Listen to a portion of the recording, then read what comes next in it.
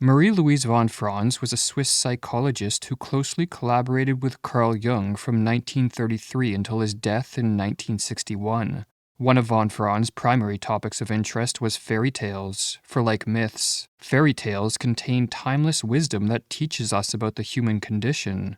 Jung believed that so much wisdom was contained in the fairy tale that he once told von Franz that, when you study fairy tales, you can study the anatomy of man. After years of interpreting fairy tales from cultures spanning the globe and throughout all periods of history, von Franz came to an important conclusion concerning the lessons they teach. No matter the message contained in a fairy tale, you can almost always find a contradicting message in another fairy tale. Von Franz called this the rule of contradiction, or as she explains, I can tell you stories which say that if you meet evil, you must fight it. But there are just as many which say you must run away and not try to fight it. Some say to suffer without hitting back, others say don't be a fool, hit back. There are stories which say that if you are confronted with evil, the only thing to do is lie your way out of it. Others say no, be honest, even towards the devil, and don't become involved with lying. For all these I could give you examples, but it is always a yes and a no. There are just as many stories which say the one as the other.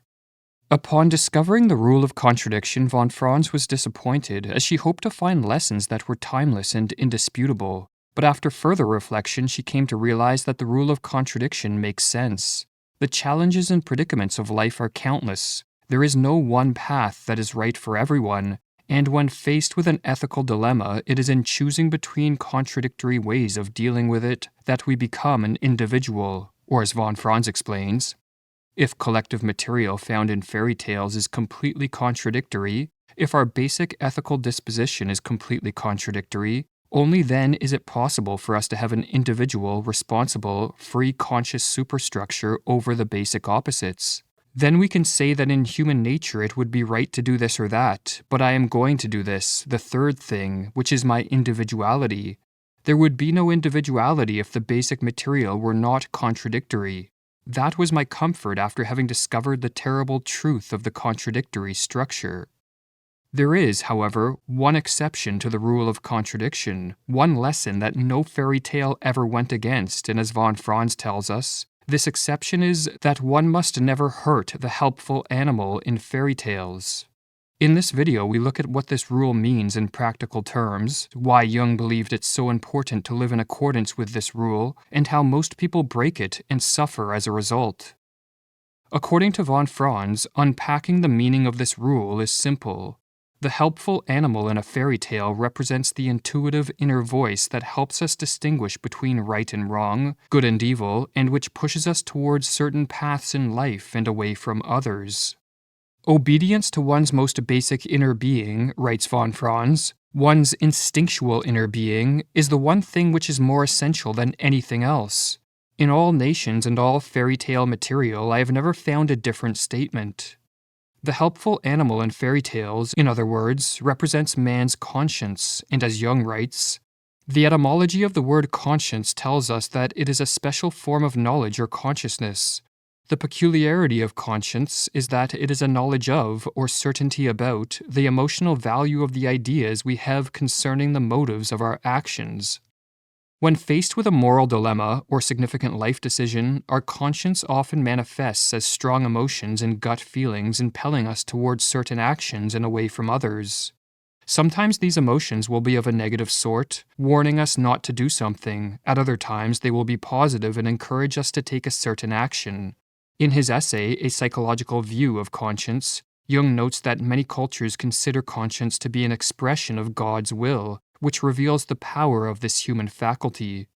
Obeying one's conscience is easy so long as its commands align with the ethical code of our society and the expectations of one's family and peer group. But sometimes our conscience conflicts with these things, creating a dilemma.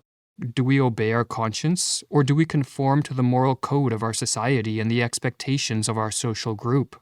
Or as Jung writes, conscience, no matter on what it is based, commands the individual to obey his inner voice even at the risk of going astray.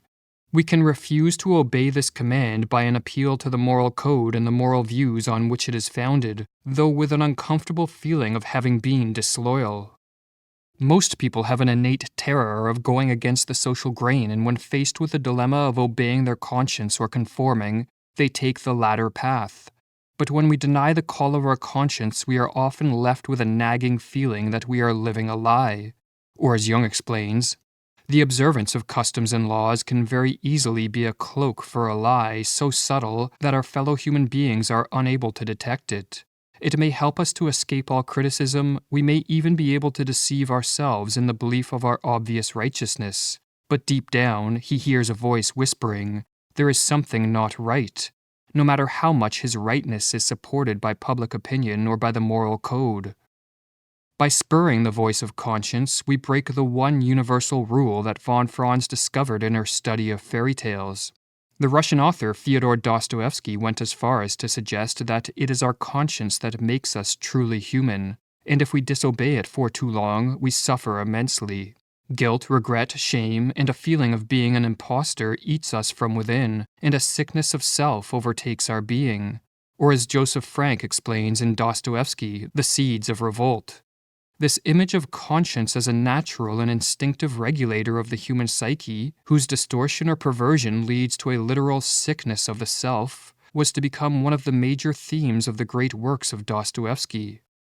For those who allow their conscience to guide them in the development of their individuality, Jung offers some words of caution. Along with a right or true conscience, which prompts us to take actions that better our life, and which helps us properly solve moral dilemmas, there is a wrong or false conscience which exaggerates, perverts, and twists evil into good and good into evil, and it does so with the same compulsiveness and with the same emotional consequences as the right kind of conscience. Our demons, in other words, can mask themselves as the helpful animal of our true conscience and lead us down meaningless and destructive paths. Or as Jung writes, close beside these, beside the positive right conscience, there stands the negative, false conscience called the devil, seducer, tempter, evil, spirit, etc.